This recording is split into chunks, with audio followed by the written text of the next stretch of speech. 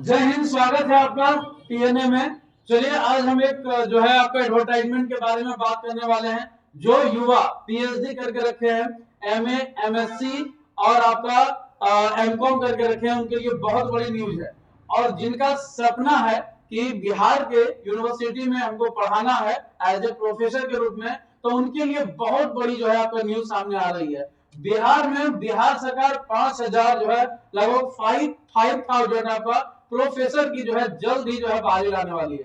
Assistant professor की जल्द ही बहाली जो है लाने वाली है।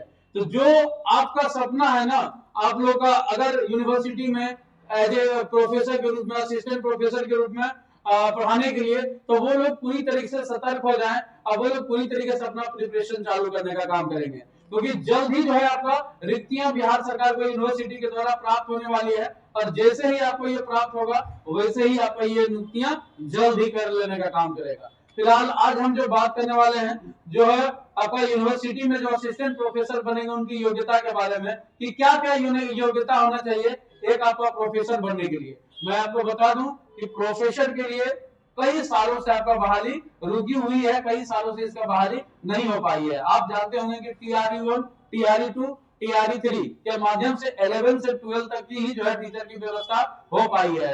वो भी आज के समय में अगर बात करें यूनिवर्सिटी में, कॉलेजों में, बिहार के कॉलेजों में, तो बहुत बड़ी जो है आपका रिक्तियों की संख्या खाली पड़ी हुई है, जो कि सरकार अभी तक इसको भरने का काम नहीं किया है। लेकिन आए दिन पेपर के माध्यम से बराबर आपको देखने को मिलेगा कि जो है आपका यूनिवर्सिटी में जो असिस्टेंट प्रोफेसर का जो बहाली है वो रुकी हुई है, बहुत ही जल्द आने वाली है। तो चलिए आज हम समझने के बारे में बात करेंगे। 5,000 टोटल आपका पद आएंगे बिहार में, सहायक प्रोफेसर की बहाली आएंगे, योग्यता एमए, एमको और एमएससी आपका होने वाला है, ठीक है ना।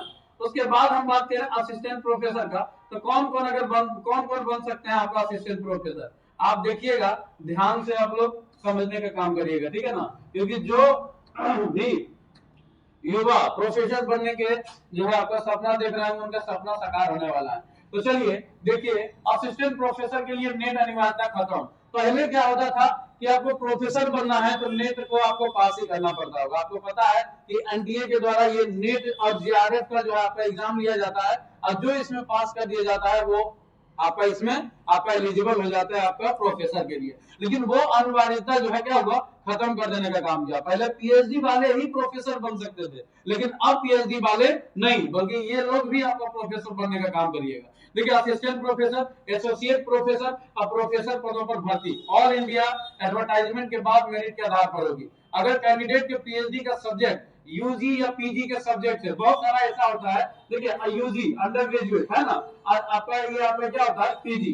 ये कभी कभी ऐसा होता है कि डिफरेंट हो जाता है दोनों का सब्जेक्ट। यानी कि पीजी में जाइएगा तो आपको पता है कि ऑनर्स नहीं डिपार्टमेंट चलता है, कुछ और डिपार्टमेंट होता है, और अगर आप ग्रेजुएट हैं तो कुछ और डिपार्टमेंट है, तो दोनों का अलग हो जाएगा। तो फिर आप किससे आप बन सकते हैं, कौन सा सब्जेक्ट में आप बन सकते हैं, आप प्रोफेसर बन सकते हैं। तो देखिए, इसमें यह कहा गया है कि अगर यूजी या पीजी के सब्जेक्ट अगर अलग है, तो जिस सब्जेक्ट में आप पीएचडी कर बैठे हुए हैं, है ना, उसी जो है आपका से आपका पीएचडी किया हुआ सब्जेक्ट से आप प्रोफेसर बन सकते हैं। अगर कैंडिडेट का नेट या एसईटी, देखिए जिस तरीके से सेंट्रल में आपका नेट जो एनडीए होगा, उसी तरीके से स्टेट गवर्नमेंट आपका एसईटी कराने का काम करती है। सब्जेक्ट यूजी या पीजी के सब्जेक्ट से अलग है, तो वह नेट या एसईटी के सब्जेक्ट से प्रोफेसर बन सकता है। समझने का काम करिएगा। यहाँ देख रहे हैं ना, नेट और सेट का सब्जेक्ट यूजी या पीजी से सब्जेक्ट से अलग है, तो इसको छोड़ करके आप इसके ऊपर जो किए हुए हैं, इसी के ऊपर आप सब्जेक्ट से प्रोफेसर बन सकते हैं। Assistant professor, associate professor, professor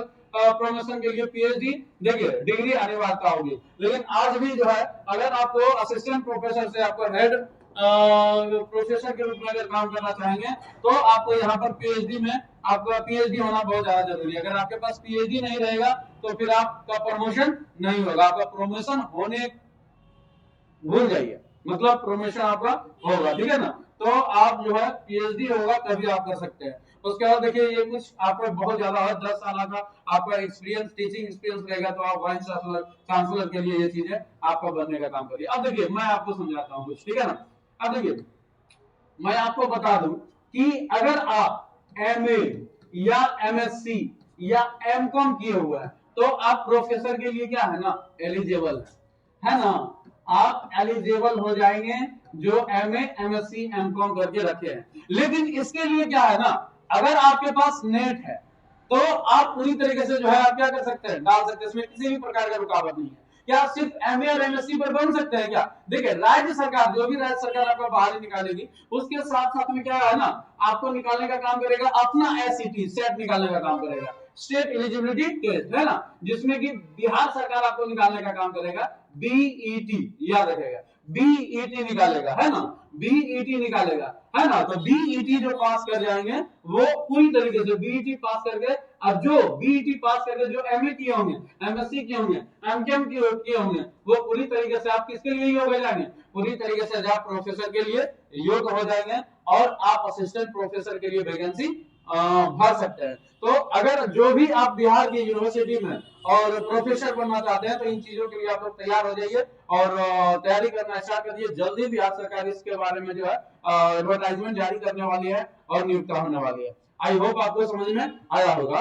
thank you, मिलते हैं नेक्स्ट में।